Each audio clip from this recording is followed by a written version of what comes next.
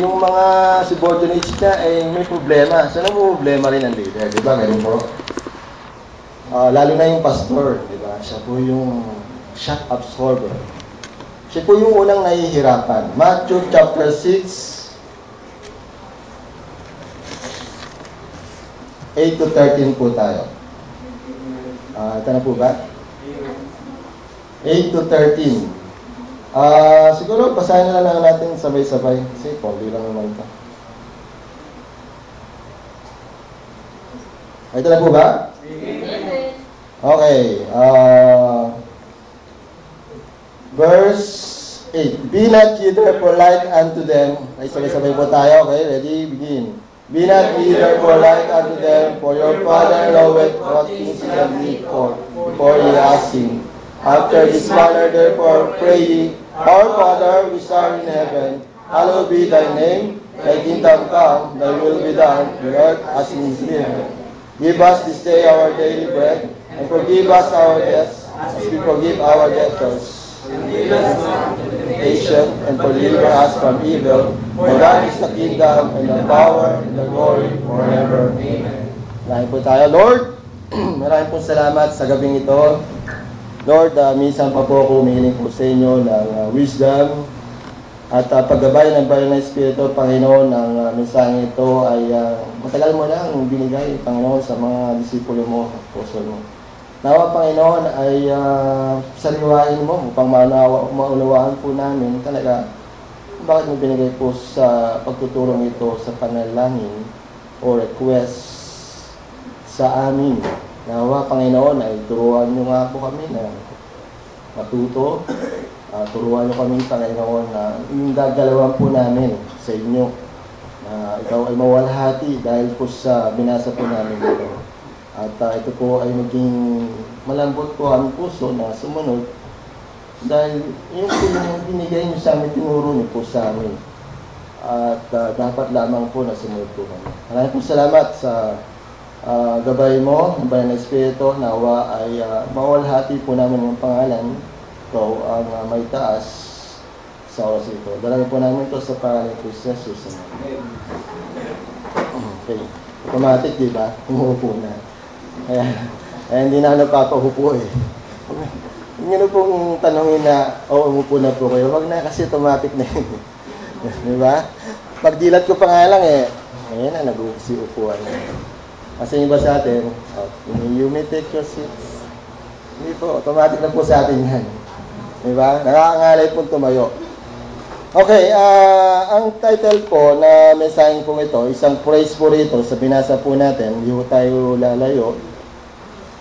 For your Father knoweth what things ye have need of before ye ask Him. Yun po yung title ng message. Yan. Siguro naman naniniwala kayo na bago pa po tayo humiling, ay alam na ng Diyos. Diba, paso-paso? Ngayon, kung naniniwala tayo sa Diyos, yung ating kalagayan, diba?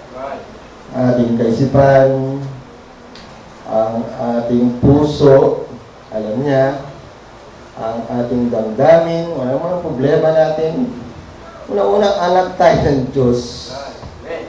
Ang isa bang ama ay hindi niya alam ang kanyang anak? Diba? Alam niya kung anong pangangailangan ng kanyang anak. Kaya nga, diba, bago pa magsalita ang anak, ay alam na lang ama na yung gagawin. Hindi na kailangan sabihin o ipaliwanag ng anak. Diba, pag nahihirapan ang anak, ay kita-kita ng ama. Doon na po ang ama po sa atin. Pero bakit kaya minsan ay wala na tayong tiwala? Muna sa sarili natin, wala tayong tiwala na ako ba ay nagmamahal talaga sa Diyos? O ako ba talaga ay umiibig sa Diyos? O ako ba talaga ay may Diyos? Ako ba talaga ay iligtas ng Diyos?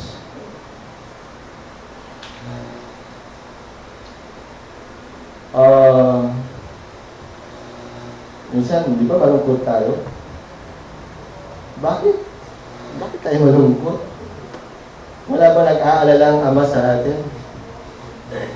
Diba meron naman? Wala tayong dapat kalungkot. Ako nakita niyo ba malungkot? Nalulungkot po ako kasi unang-una, hindi niyo po kasi alam talaga yung takbo ng pamumuhay Kristiyano. Yun ang kinalulungkot ko. Kaming mga leader ay halos alam na namin ito eh. Unang-una, napagdaanan na namin ito. Kaya nga ako kami naging matured spiritually dahil napagdaanan na po namin yan. Diba ang Ama sinasabi niya, oy, napagdaanan ko na yan. Sasabihin naman na anak, ba't di kita nasa lubo? Hindi po. Maniwala po tayo sa sinasabi ng magulang po natin. Totoo talaga na pinagdaanan po nila. Totoo po yun. Minsan makinig po tayo. Sino ba yung elder natin? Di ba ang ating pastor? Siya po yun.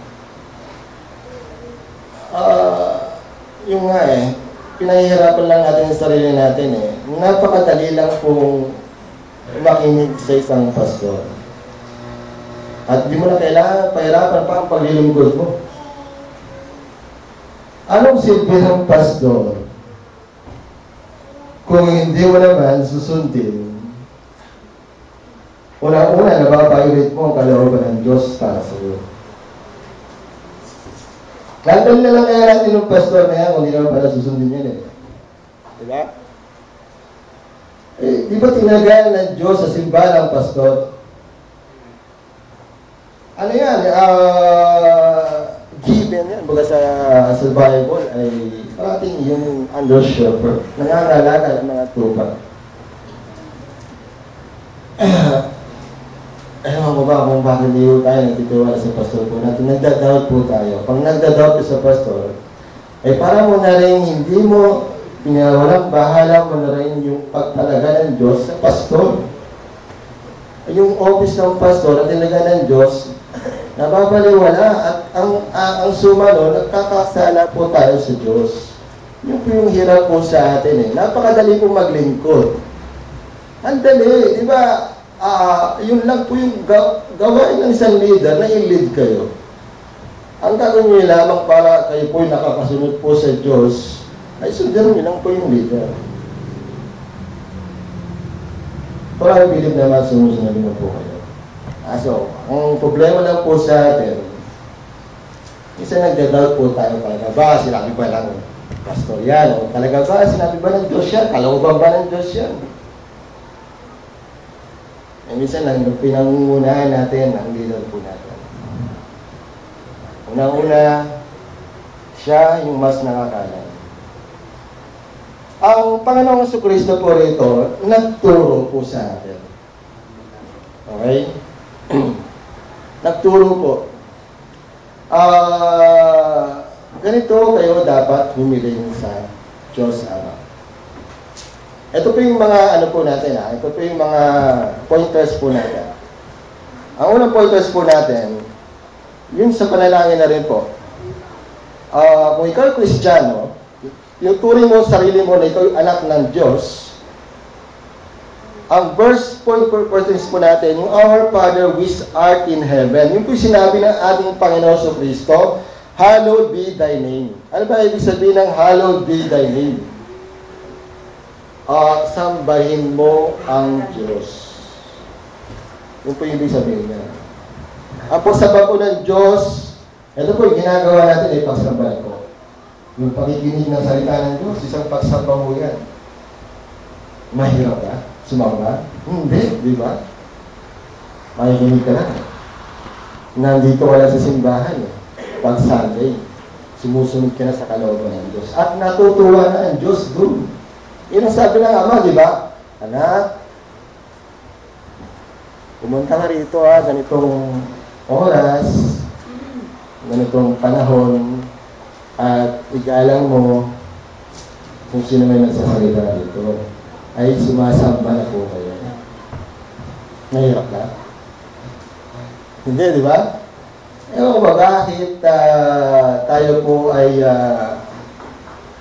Parang kulang pa. Hindi po. Let it pagsamba natin sa ginagawa po nating Sunday, maghapon dito sa simbahan.